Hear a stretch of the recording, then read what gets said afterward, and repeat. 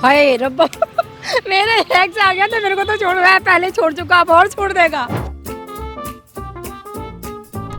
IPhone से तो मेरे को सांस आती है, आईफोन से तो मैं खाना खाती हूँ, आईफोन से तो मैं अपने बंदे को रिझाती हूँ यार। आईफोन इतना इम्पोर्टेंट है? बहुत ज्यादा, वरना बंदा छोड़ के चला जाएगा। हमारे हिसाब से तो एक हवा इलाज है बस, बाकी कोई इलाज और वो हवा क्या है ये बताइए जरा। हवा तो है, वो आएगी तो प्रदूषण को लेके जाएगी। चाहते हैं कि आपकी जिंदगी में एक बहुत बेहतरीन हवा आए और आप खुलकर सांस ले। बीच में सरकार अभी और इवन का स्कीम लेके आई थी, तो इससे कितना आपको लाभ हुआ? कोई लाभ नहीं है, वो परमानेंट सोल्यूशन थोड़ी है। कंप्लेंट किसको दो किसको ना दो, क्योंकि नीचे से ऊपर तक पूरा का पूरा सिस्टम ही बेकार हो चुका है। दोस्तों ये दिल्ली है, यहाँ हवा इतनी जहरीली हो चुकी है कि लोग कह रहे हैं कि अगर प्योर ऑक्सीजन चाहिए तो प्लांट्स नहीं पासपोर्ट बनाइए। यहाँ हवा का हाल ऐसा है जैसे कि मोबाइल में नेटवर्क मिले ना मिले, लेकिन फेफड़ों में स्मॉग जरूर मिलेगा। भैया जैकेट, मफलर और मास्क ये तीनों चीजें पहनकर ही निकलिएगा, और मास्क भी कोई नॉर्मल मास्क नहीं, N95 वाला ही मास्क पहनिएगा, तभी तो आप जिंदा रह पाएंगे।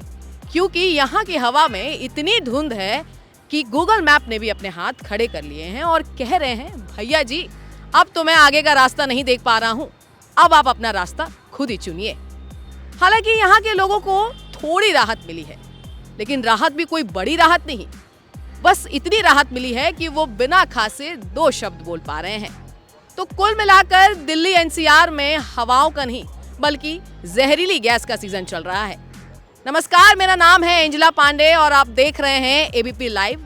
और इस वक्त मैं सीपी में मौजूद हूँ, जहां हम जनता की राय जानेंगे कि पॉल्यूशन में सफर करते समय वह कितना सफर कर रहे हैं।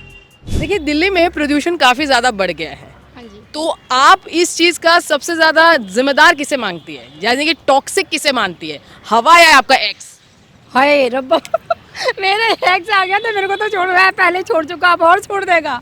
नहीं, एक्स को तो नहीं मानती हूँ मैं जो दिल्ली में बम पटाखे जो बहुत ज़्यादा, आजकल दीपावली भी निकल गई फिर भी लोग मान नहीं रहे हैं, तो मैं उस चीज़ को मानती हूँ। मैं नहीं मानती, मैं एक्स को तो अपने नहीं मान सकती क्योंकि मैं बहुत प्यार करती हूँ उससे। दिल्ली में प्रदूषण काफी ज्यादा बढ़ गया है, तो आपके लिए सबसे ज्यादा इंपॉर्टेंट क्या है, ऑक्सीजन सिलेंडर या आईफोन 16? आईफोन यार, आईफोन से तो मेरे को सांस आती है, आईफोन से तो मैं खाना खाती हूँ, आईफोन से तो मैं अपने बंदे को रिझाती हूँ यार।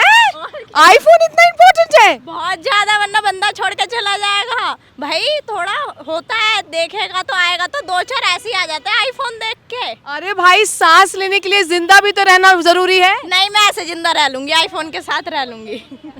हाँ जी भैया, कितने साल से सिंगल हैं आप? बचपन से सिंगल हैं। बचपन से सिंगल क्यों हैं आप? बचपन से कोई नहीं आ रहा, प्रदूषण में ही दम घुट के जीना पड़ रहा है इतने में। अरे तो इस प्रदूषण में जब दम घुट कर जी रहे हैं तो इसका कोई तो इलाज होगा आपके हिसाब से? हमारे हिसाब से तो एक हवा इलाज है बस, बाकी कोई इलाज और वो हवा क्या है ये बताइए जरा। हवा तो है, वो आएगी तो प्रदूषण को लेके जाएगी। अच्छा, तो आपके हिसाब से हवा का कहने का मतलब है लड़की के कॉन्टेक्स्ट में तो नहीं कह रहे हैं आप? अरे किसी के कॉन्टेक्ट में मान लो मैडम, कहने का मतलब ये है हवा आएगी तो प्रदूषण को लेके जाएगी। अच्छा, तो चाहते हैं कि आपकी जिंदगी में एक बहुत बेहतरीन हवा आए और आप खुलकर सांस ले। एकदम तेज तूफान की तरह आनी चाहिए जो कि प्रदूषण ही चला जाए। अंकल जी आप यहाँ पर कितने साल से रह रहे हैं? मैं तो आप मानोगे नहीं शायद कि जो 8 ईयर का था तब भी आता था, और अब मेरे को लगभग यूँ समझ लो कि 50 साल से तो हुई है। तो 50 साल से आप दिल्ली में रह रहे हैं, तो 50 सालों में तो आपने बहुत कुछ देखा होगा। दिल्ली में बढ़ते प्रदूषण का कारण क्या है? कारण तो देखिए बहुत सारे हैं, व्हीकल्स भी हैं, कंस्ट्रक्शन भी है, थर्मल पावर प्लांट भी हैं, और अगर दिवाली के क्रैकर्स भी आ जाते हैं फिर उससे और भी ज़्यादा बढ़ जाता है। सर आपके हिसाब से दिल्ली में बढ़ते प्रदूषण का मेन रीज़न क्या है और इसके बचाव के लिए आपने क्या सोचा है?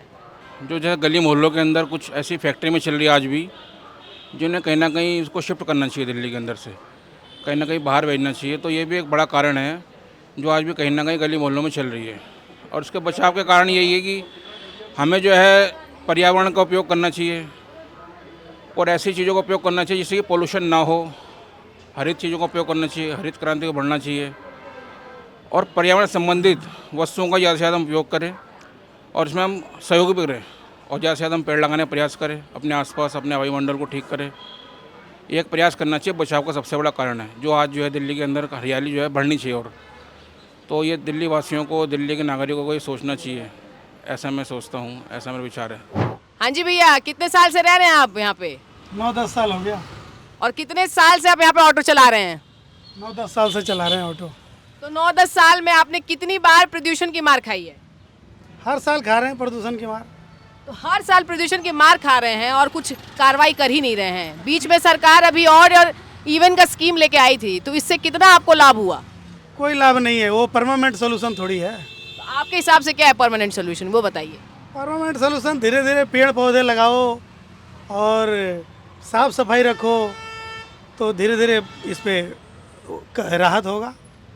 और धीरे धीरे इलेक्ट्रिक वगैरह चालू हो रहा है तो उससे भी राहत होगा। तो आपका कहने का मतलब है कि जो इलेक्ट्रिक बसेस शुरू हो रही है तो इससे प्रदूषण। बसें से नहीं, और गाड़ियाँ भी, जैसे कार भी है, ऑटो भी अब आ रहे हैं, तो इससे भी फर्क पड़ेगा। सर, मेरा सवाल आपसे ये है कि बढ़ते प्रदूषण पर मौजूदा सरकार और आम जनता के लिए आप क्या राय देना चाहेंगे? वैसे भी दिल्ली में प्रदूषण की जो समस्या है काफ़ी समय पहले से हो रखी है।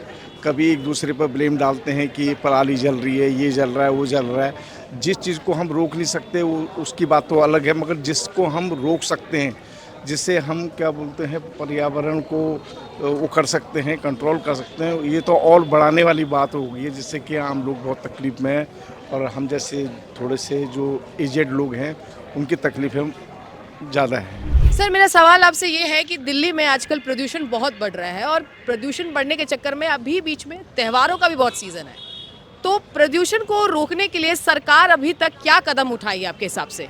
कंप्लेंट किसको दो किसको ना दो, क्योंकि नीचे से ऊपर तक पूरा का पूरा सिस्टम ही बेकार हो चुका है। सर, मेरा सवाल आपसे ये है कि बढ़ते प्रदूषण को कम करने के लिए इस बार जो नई सरकार आई है उन्होंने कितना काम किया है? देखिए, प्रदूषण की चर्चा तभी होती है भारत में जब दिवाली जैसे चीज़ें आ जाती है। तो मुझे लगता है कि रशिया और यूक्रेन का इतने दिन से युद्ध चल रहा था, तब तो किसी ने प्रदूषण के ऊपर कुछ नहीं बोला।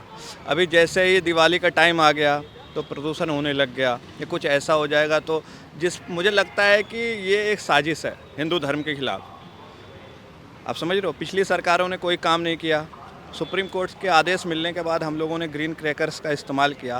प्रदूषण तो अब आप क्या कह सकते हैं इसको, जब एक देश है, एक धर्म है, तो अब उसमें तो उल्लास, हर्षों उल्लास के लिए कभी कभी होता है। आपके यहाँ ही कोई IAS IPS या आप इतने बड़े पत्रकार हैं, अगर हो गया तो घर पे थोड़ा बहुत पटाखा छूट गया तो छूट गया, उसमें कौन सी बड़ी बात है। तो दोस्तों, सुना आपने, सबकी अपनी अलग अलग राय होती है, लेकिन बात एक ही निकल कर आती है कि हमारे जीवन में प्रदूषण अब भी असर डाल रही है, चाहे वो सांस लेने में दिक्कत हो, बढ़ती गर्मी हो या गंदा पानी। लेकिन अब वक्त आ गया है कि सिर्फ शिकायत ही, बल्कि हमें बड़े बड़े कदम उठाने चाहिए। छोटी छोटी कोशिशें हमें बड़े बदलाव की ओर ला सकती हैं, जैसे कि जगह जगह पेड़ लगाना, कम वाहनों का इस्तेमाल करना, प्लास्टिक से दूरी बनाना। याद रखिए, साफ हवा और स्वच्छ वातावरण कोई लग्जरी नहीं बल्कि हमारी ज़रूरतें हैं। तो आइए मिलकर इस प्रदूषण को खत्म करें और फिर से एक बार धरती को सांस लेने का मौका दें। मैं इंजला पांडे आप सबसे विदा लेते हुए अगली बार फिर होगी मुलाकात। तब तक के लिए देखते रहें ABP लाइव।